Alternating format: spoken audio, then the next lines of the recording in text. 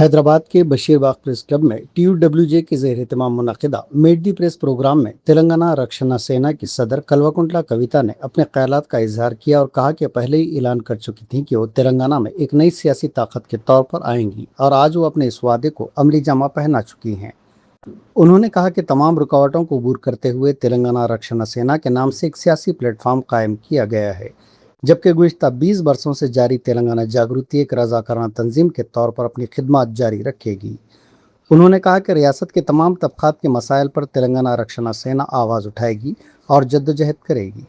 तेलंगाना के क़याम के बाद इनका ख्वाब सर्वोदय तेलंगाना था और अब वो इसी मकसद के तहत आगे बढ़ रही हैं ताकि हर फर्द की ज़िंदगी में खुशहाली और रोशनी आए।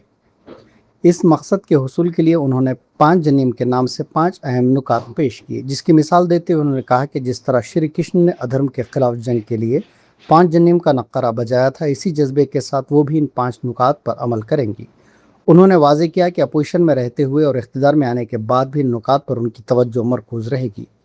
कविता ने कहा कि रियासत में बेशतर ख़ानदान अपनी आमदनी का तकरीबन 60% तालीम और इलाज पर खर्च करने पर मजबूर है, जिसकी वजह से बचत या हंगामी हालात के लिए उनके पास वसाइल बाकी नहीं रहते।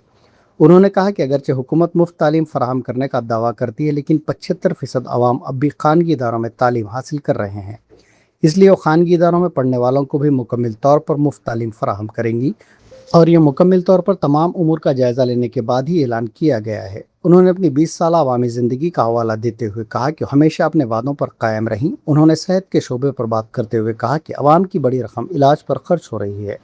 आरोग्यश्री स्कीम के तहत अब 10 लाख रुपए तक मदद की जा रही है। हालांकि इब्तिदा में 2 लाख भी मुमकिन नहीं समझे जाते थे, लेकिन आज ये मुमकिन हो चुका है।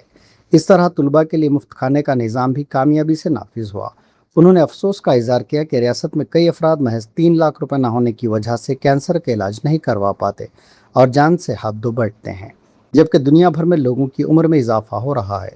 उन्होंने कहा कि तेलंगाना रक्षणा सेना की हुकूमत अवाम को इलाज मालिजे की सहूलत फराहमी के साथ साथ इस खुसूस में कोई कसर बाकी नहीं रखेगी। उन्होंने किसानों के मसाइल पर रोशनी डालते हुए कहा कि किसान के बगैर ज़िंदगी मुमकिन नहीं और इन्हें इज़्ज़त व वक़ार मिलना चाहिए। कविता ने कहा कि आज भी कई मुकामात पर धान खरीदारी मराकज़ न खुलने की वजह से किसान एहतजाज पर मजबूर हैं, जबकि बरामदात की गुंजाइश होने के बावजूद हुकूमत इस पर तवज्जो नहीं दे रही है। कविता ने मजीद कहा कि SC सब प्लान के तहत 19,000 करोड़ रुपए, ST सब प्लान के तहत 9,000 करोड़ और BC तबकात के लिए ऐलान करदा 20,000 करोड़ में बड़ी रकम खर्च नहीं की जा रही है।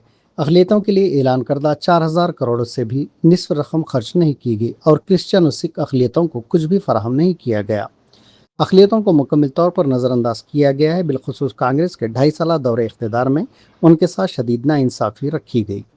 अक़लियतों के लिए 4,000 करोड़ रुपए का बजट मख्तस किया गया, ताहम इसमें से खातिर खा रकम खर्च नहीं की गई। रेवंत रेड्डी मुस्लिम तहफ़्फ़ुज़ात जैसे अहम मसले पर खामोशी इख्तियार किए हुए हैं। उन्होंने अक़लियतों से मुतअद्दिद वादे किए, लेकिन अमल दरामद के मामले में कारकर्दगी मुकम्मल तौर पर सिफर रही। उन्होंने इल्ज़ाम लगाया कि मौजूदा हुकूमत अवाम के हुकूक़ अदा करने में नाकाम रही। उन्होंने तेलंगाना के तमाम तबक़ात से अपील की कि वो तेलंगाना रक्षणा सेना का साथ दें ताकि इन्हें इंसाफ फराहम किया जा सके।